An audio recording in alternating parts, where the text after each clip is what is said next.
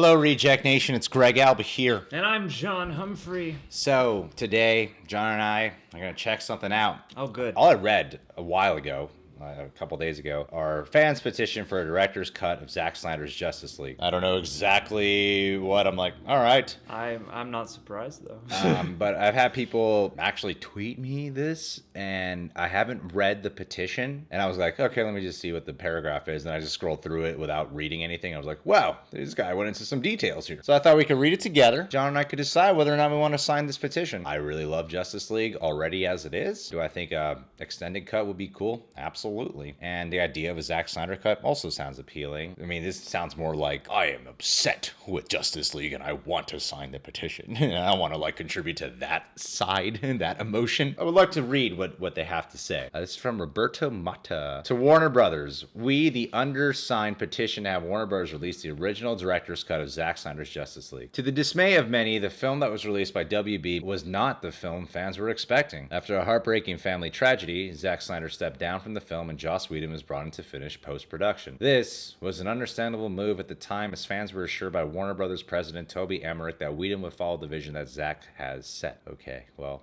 seemed like you might have changed it pretty good. Okay. The directing is minimal and it has to adhere to the style and tone and the template that Zack set. We're not introducing any new characters. It's the same character and some new scenes. The course has already been set by Zack. Only a few weeks after the statement, Joss Whedon fired Junkie XL as the composer of the Justice League score and hired Danny Elfman. This was once again a red flag for fans. While Danny Elfman is nothing short of a legend in the industry, it was perplexing to make the change when Zack personally chose Junkie XL to score. Soon after that, reports came that Zack Snyder had screened a cut of Justice League to WB before his departure, and it was decided that some changes were required. While fans expected Whedon would add some of his style to the script, no one expected the overhaul that was ended up being done to the Zack's original film and Chris Terrio's original script. Has anyone seen that? See, that's a good question. How do we know whose cut?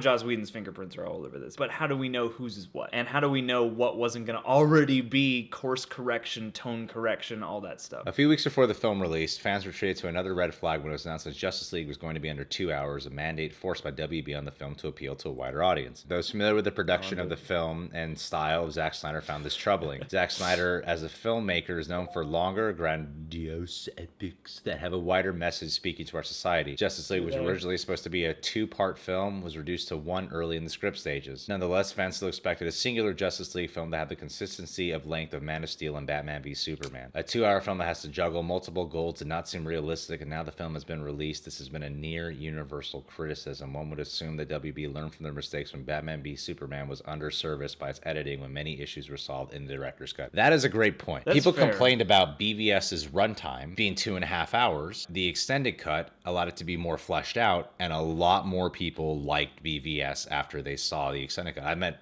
countless people have said once they saw the extended cut, they suddenly liked BVS. So it's really less about runtime. It's more about what you do with the time given. Oh, yeah. It's always how you use your time. And Batman v Superman the theatrical cut has a lot of parts that aren't very intelligible and come off as feeling shockingly amateurish. So, yeah, I do get that one. Yeah. It does seem like, you cut everything that you could. Yeah. And then some. And WB probably should have listened to the positive response from the extended cut and decided against, we have to make this under 2 hours. Yeah, I feel like they're trying to rein in too many things. Yeah. With Justice League having been officially released, the film has been met with the dismay of critics, fans, and most importantly, the alienation of its original fan base, which is that's a great point, because when I saw the film, I was thinking I love it, but then I was also thinking to myself, well, this is very different than Man of Steel and BVS. Those definitely garnered a fan base. Mm-hmm. So this could be a turnoff in terms of tone,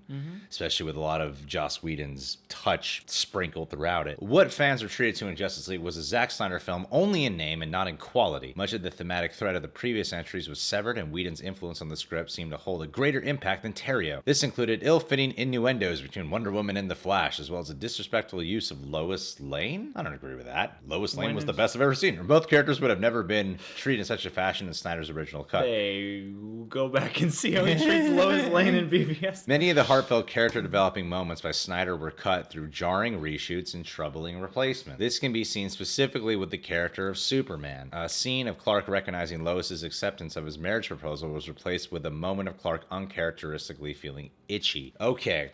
That's a solid point.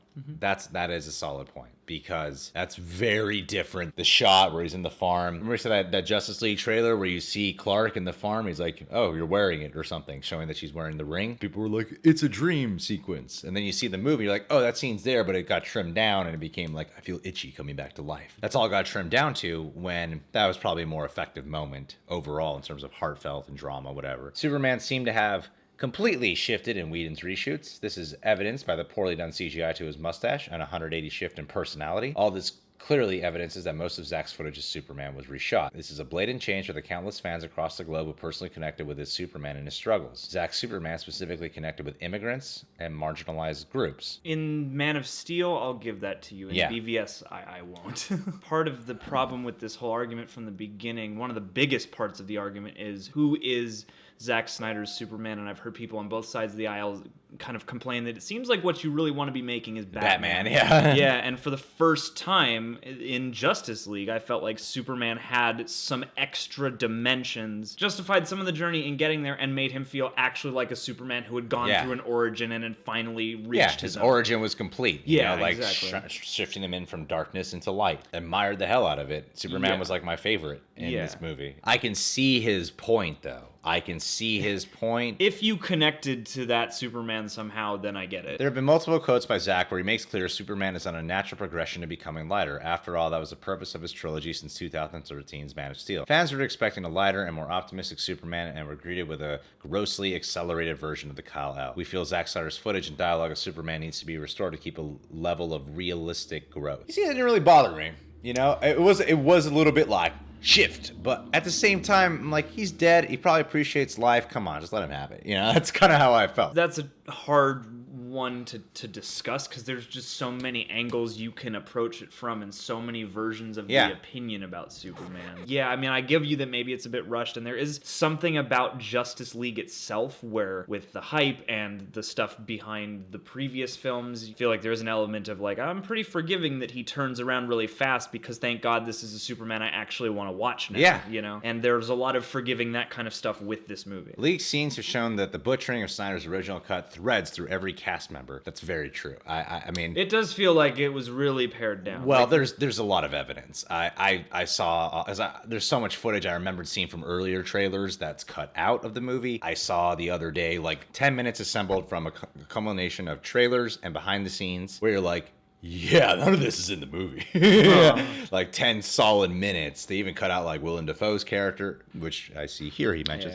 And there's a lot of Cyborg they cut out. There's a lot of Origin they cut out, which, you know, maybe 2.5 hours would have compensated it. Snyder's maybe a Cyborg movie would have helped with that. Snyder's Cyborg had a chunk of development erased, which is quite disrespectful when you realize this was a rare moment to have a person of color as the heart of a multi-million-dollar blockbuster. Characters like Willem Dafoe's Volko and Kiersey Clemens' Iris West. That's right, Iris West was in this. It's Flash's girl. Were completely cut from the film that would have successfully developed and expanded the worlds of Aquaman and the Flash, making them more three-dimensional heroes rather than a rushed final product in the theatrical cut. I feel like on paper, if what we saw on screen was just that in the script, it might have been a little two-dimensional, but I feel like the actors made it three-dimensional. Even Aquaman, I felt he made it three-dimensional, and Flash, the actors did it. The characters as they exist in the theatrical cut of the movie have very little to them, and the actors bring so much. Like, the actors and the quips they got written bring all the personality practically to those characters. They bring the three-dimensional to life there, so maybe on paper I'll give you that. And honestly, this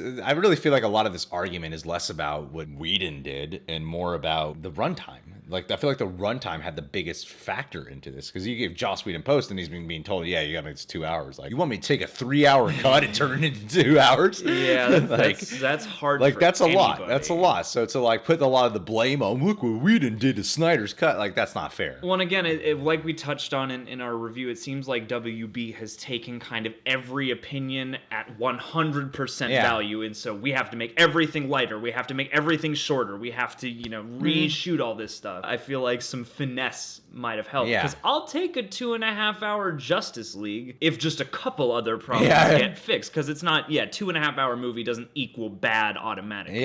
Much of Snyder's visually stunning imagery was trimmed to fit the mandated 2-hour runtime, like the ancient battle sequence and parts of Superman's return. Finally, the change in score was a disappointing endeavor. To preface these comments, Danny Elfman's work is great throughout his career. What was deemed troubling by the fan base was the lack of thematic consistency. Well, that's a DCEU problem. Well, the music though And, is very big. That I think he has sure. a point. He has a good point. No, it has a distinct, especially going back to BVS, that was one of the more distinct things Yeah. that stood out to Man a of lot of Steel, people as a positive. I still across listen the to that board. Man of Steel Superman song. I still listen to that. We're at the gym today, dude.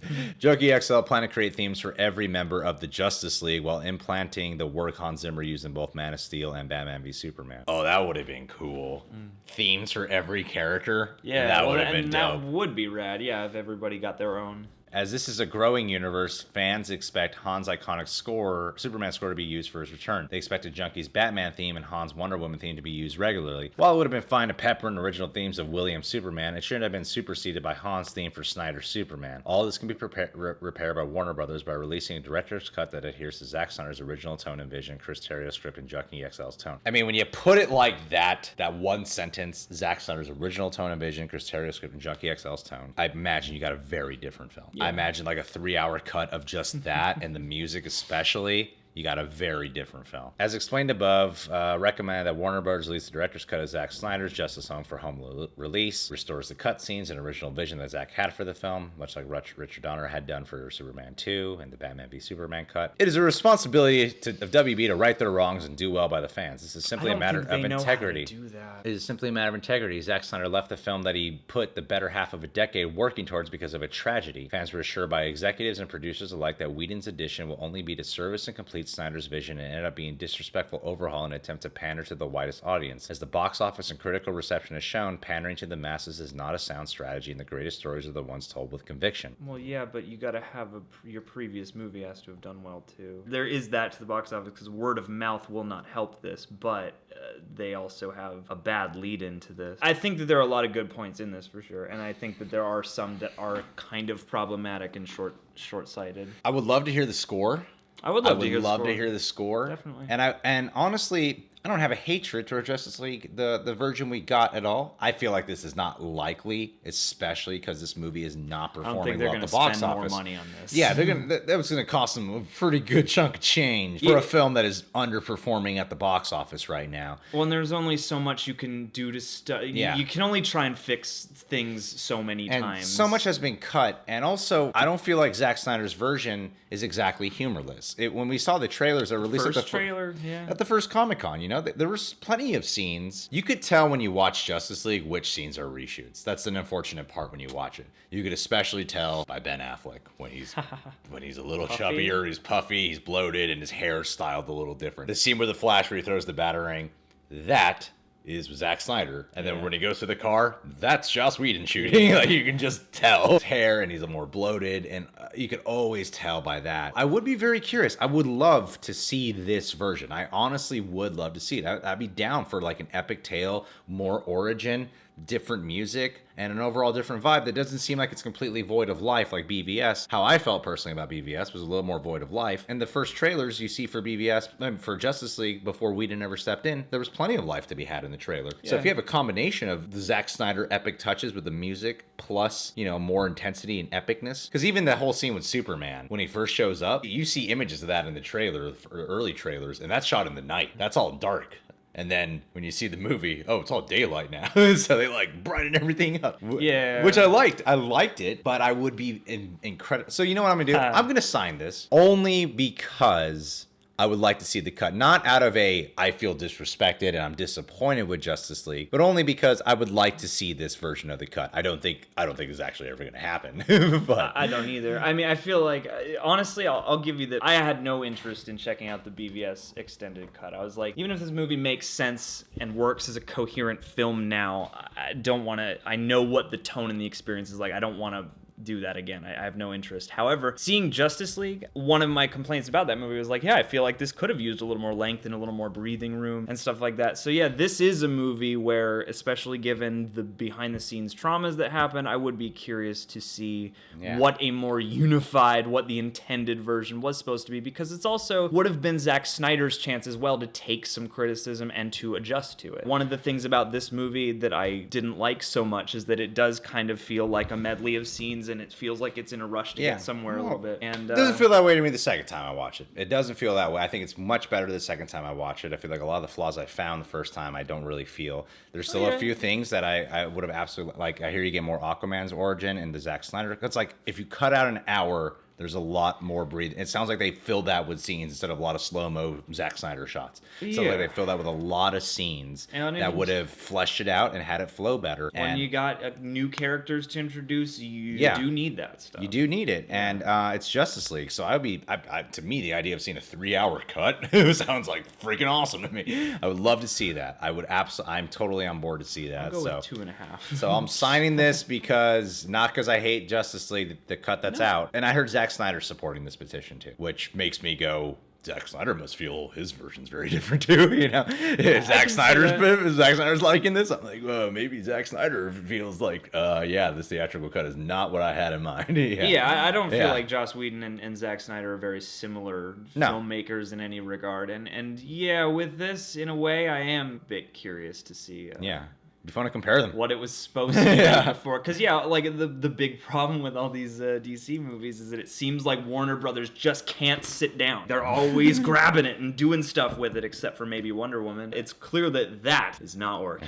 Did you guys sign the petition? What do you think of this? Do you guys think that we should all sign this petition and get the word out on it? I personally think that, while I disagree with some points, while I do agree with certain aspects, I think overall, I'm in support of seeing this cut. Don't think Warner Bros. Will actually do it, but if this changes their mind, that would be fantastic, and I would totally get my Blu-ray purchase for sure. Subscribe to The Real Rejects, click that notification bell. You can follow us on social media, download and follow the Stardust app, follow us at The Real Rejects, 30-second reactions from any film, TV show, or trailer, and become a Patreon eject today.